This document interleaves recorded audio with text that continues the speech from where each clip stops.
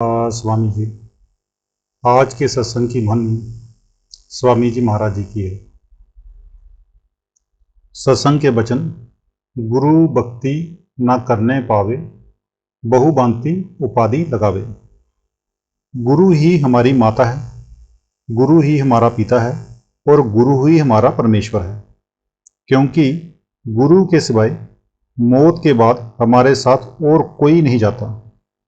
अगर दुनिया में भी हमारा कोई रिश्तेदार है तो वह है गुरु। बिना नाम मुक्ति नहीं और नाम गुरु से ही मिलता है।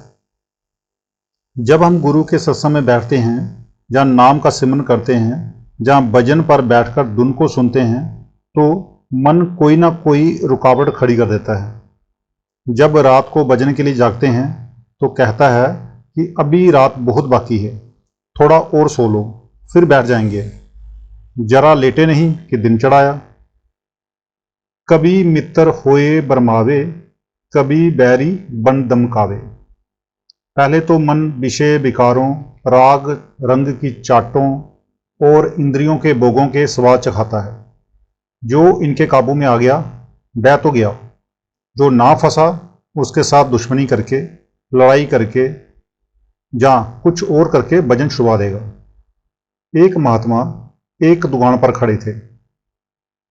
कुछ ख्याल आया, मन से कहने लगे, तेरी बड़ी तारीफ सुनी है, कुछ अपनी करतूत तो दिखा। मन कहता है, देखनी है। एक आदमी वहां पर शहद बेच रहा था। उसकी मटकी में से उंगली भरकर एक दीवार पर लगा दी। शहद लगाने की देर थी कि उसकी खुशबू पाकर एक मक्खियाँ बैठी और लगी आंखें बंद करके शहद चाटने। अभी शहद खा ही रही थी कि एक छिपकली ने देखा कि ये तो मेरा शिकार है। जैसे ही छलांग मारी, मक्खी को शहद समेत खा गई। उस दुकानदार ने बड़े प्यार से एक बिल्ली पा रखी थी। बिल्ली छिपकली पर चढ़ी और उसे एक बार में ही खा गई। पास ही एक ग्राहक का कुत्ता खड़ा था। उसने बिल्ली पर हमला करके उसे चीर फाड़ डाला। दुकानदार को गुस्सा आया। उसने अपने नौकरों से कहा, मारो कुत्ते को। उन्होंने डंडे मार मार कर कुत्ते को मार डाला। ग्राहक को बड़ा दुख हुआ। उसने दुकानदार को गालियां दी। गाली देने की देर थी कि दोनों गुत्थम गुत्था हो गए। दुकानदार के साथ उसके नौकर थे और ग्राहक के साथ आम लोग। खूब लड़ाई हुई। तब मन ने उस महात्मा से कहा कि ये मेरे खेल हैं, ये मेरे धोखे हैं। कभी रोगन माही जुमावे, नाना विधि जाल बिछावे। मन कभी बीमारियों में, कभी अलग अलग विषय विकारों में ले चलता है। मतलब कि इसका मकसद है कि आदमी नाम की तरफ ना आए, अंदर ना जाए। वशिष्ठ जी रामचंद्र जी के गुरु थे।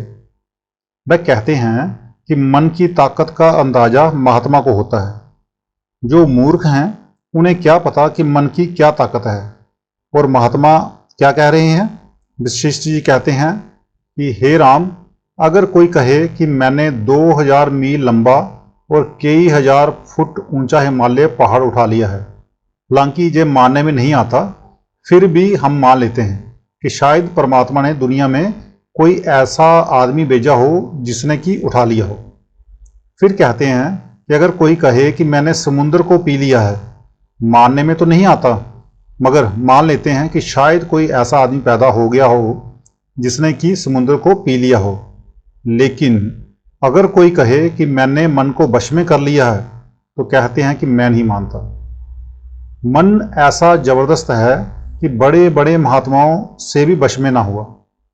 मगर आप इससे ये ना समझो कि मन को वश में करने की कोई दवा है ही नहीं। दवा है।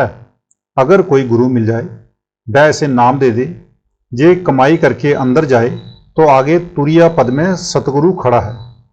तुरिया पद कहो, जहाँ सहस दल कंबल कह दो, वहां नाम का अमृत है। जिस वक्त मन उस अमृत को पीता है तो काबू में आ जाता है, आत्मा आजाद हो जाती है। यानी इस जन्मों जन्मों की कैदी आत्मा को थोड़ी सी आजादी मिल जाती है। शब्दारस लेन ना पावे, ज्यों जीव सदा दुख पावे।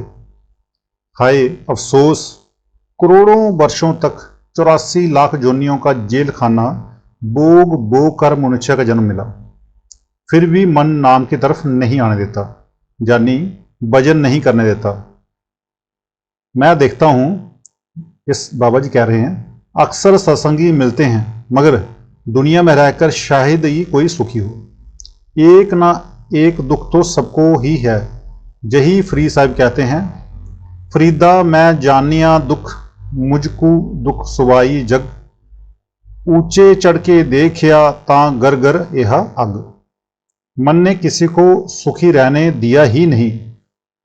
गुरु मेहर करें जिस जन पर, सो बचे शब्द धुन सुनकर।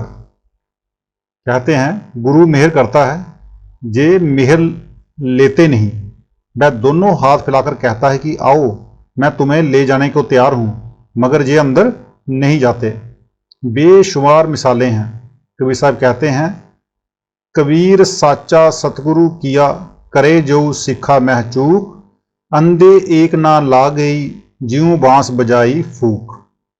सतगुरु तो हमें दोनों हाथों से अंदर ले जाने को तैयार है, मगर हम अंदर नहीं जाते। शब्द के सिवाय दुनिया में और कोई दवा नहीं है। जब हम अंदर शब्द सुनेंगे तो शांति आ जाएगी, तब प्रेम प्यार आएगा। सभी महात्मा होका देते हैं कि शब्द को सुनो। जिसने उस कलामे इलाही, कीर्तन या अनहद बाजे को सुना, उसका मन काबू में आ गया। काम क्रोध आदि और इंद्रियां काबू आ गई। अंदर रोशनी नूर और तजली पैदा हो गई। केवल वे ही बचे, बाकी सब मारे गए। तब गहे शब्द रस जांची, फिर जले ना जग की आंची। अगर ये एक बार पर्दा खोलकर अंदर चला जाए और उस अमृत यानी नाम की लज्जत को ले ले, फिर इसको पकड़ने वाला कौन है? कोई नहीं। फिर ना मन पकड़ सकता है ना इंद्रियां। एक कवि ने कहा है, एक समय वन में बसते मृगराज की नार ने कहर जाओ, कै कारण पाली के हाथ चढ़्यो, उन लेकर शहरी के संग लाओ। एक बार एक बेड़े चराने वाले को एक शेर का बच्चा मिल गया। उसने उसे बेड़ों का दूध पिला पिलाकर पाल लिया। भूल गए कुल के पराक्रम, सो हंडू बेओ हरि दूब चरायो, सुंदर ऐसे की आत्मा संग शरीर के, आ बुलाई के जीव कहाओ। शेर का काम है शिकार करना, मगर वह बेड़ों के साथ रहता, बेड़ों का दूध पीता और गंदगी आदि खाता। संजोग से एक शेर आ गया। उसने देखा कि ये शेर का बच्चा है। सोचने लगा कि ये शेर होकर बेड़ों के साथ चरता है। बड़ी हैरानी की बात है। धीरे धीरे वह उसके पास गया और कहा कि देख, तू शेर है। शेर का बच्चा कहता है, नहीं मैं बेड़ हूं। शेर उसे नदी के किनारे ले गया और कहा, पानी में देख, तेरी और मेरी शक्ल एक जैसी है कि नहीं? उसने कहा, शक्ल तो एक जैसी ही है। शेर ने कहा, अच्छा मैं गरजता हूं, तू भी गरज। जब शेर गरजा तो साथ ही शेर का बच्चा भी गरजा। तब चरवाहा भी भाग गया और बेड़ें भी भाग गईं। ये तो है कहानी। असली बात क्या है? जब इसको कोई गुरु मिला, उसने कहा कि तू आत्मा है और परमात्मा की अंश है, तू अंदर जाकर अपने आप को देख और परख। जब हम अंदर जाते हैं तो रोशनी या प्रकाश हो जाता है, हमें समझ आ जाती है, असलियत प्रकट हो जाती है कि हम कौन हैं।